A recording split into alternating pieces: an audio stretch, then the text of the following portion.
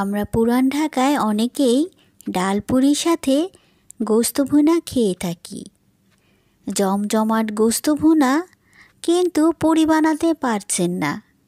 সহজ রেসিপিতে কিভাবে পুরি বানাবো সেটা আমি আপনাদের সাথে শেয়ার করব। আসসালামু আলাইকুম, আফরিন কুকিং লাইফস্টাইল থেকে বলছি। আশা করি আজকের পর থেকে পুরি বানানো নিয়ে কোনো ঝামেলাই থাকবে না।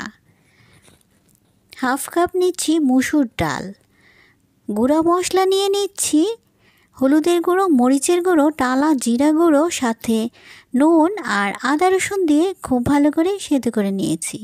দেখুন, সেদ্ধটা করবেন একেবারে ঝরঝরে। ডালটাকে ভিজিয়ে রেখে গায়ে গায়ে পানি দিয়ে গ্যাসের ফ্লেমকে লো করে বসিয়ে রাখবেন। একেবারে পানি শুকিয়ে ঝরঝরে হয়ে যাবে। দিয়ে দিচ্ছি বেরেস্তা, পুদিনা পাতা, খুব ভালো করে চটকে নেবেন। আরও কিছুটা নুন দিয়ে দিচ্ছি। বেরেস্তা পুদিনা পাতার সাথে নুন দিলে খুব ভালো করে মিশিয়ে নেওয়া যায়। সব কিছু একসাথে খুব ভালো করে মিশিয়ে নেবেন। দেখুন ডালের ভর্তাটা কতটা শুকনো হয়েছে। এই শুকনো থাকার কারণেই কিন্তু পুরিটা ঠিকঠাক মতো হবে। কখনো ভেজা ভেজা ডালের ভর্তা দিয়ে কিন্তু পুরি হবে না। প্রথমে বল করে লেচি কেটে নিয়েছি। কেন নিয়েছি?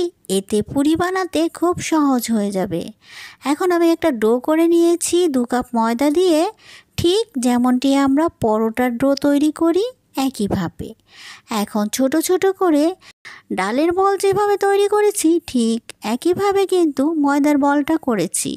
এখন দেখে নিন কিভাবে ফোল্ড করবেন।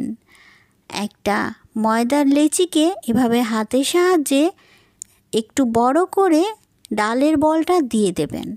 হাতের সাহায্যে মুখটাকে সিল করে এভাবে ঘুরিয়ে ঘুরিয়ে একটু চাপ দিয়ে দেবেন। এভাবে যদি পুরির ডোটা ভরা হয় একটুও খুলবে না, আমি গ্যারান্টি দিয়ে বলছি। আমি আরেকটা দেখিয়ে দিচ্ছি।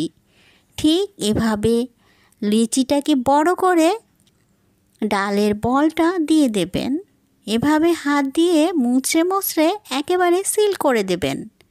দেখুন আমি কিভাবে করেছি।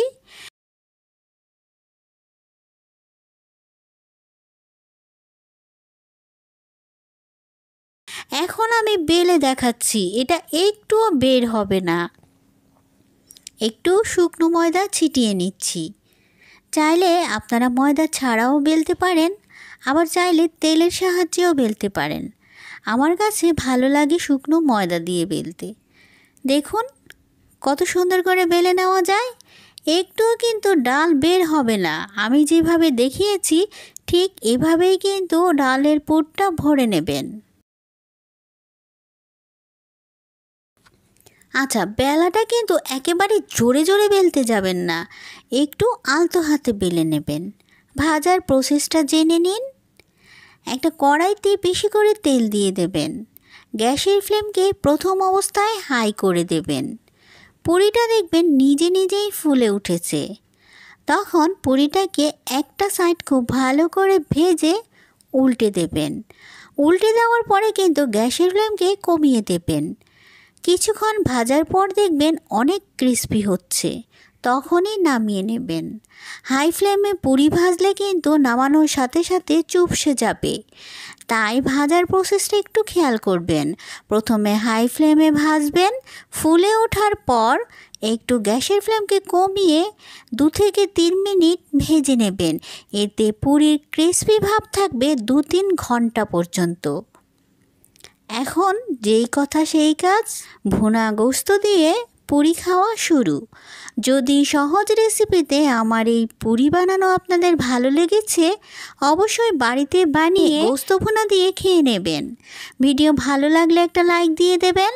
চ্যানেলে নতুন হলে চাইলে সাবস্ক্রাইব করে পাশে থেকে যেতে পারেন। সবার সুস্বাস্থ্য কামনা করে এখানেই বিদায় নিচ্ছি। সবাই খুব ভালো থাকবেন। আল্লাহ হাফেজ।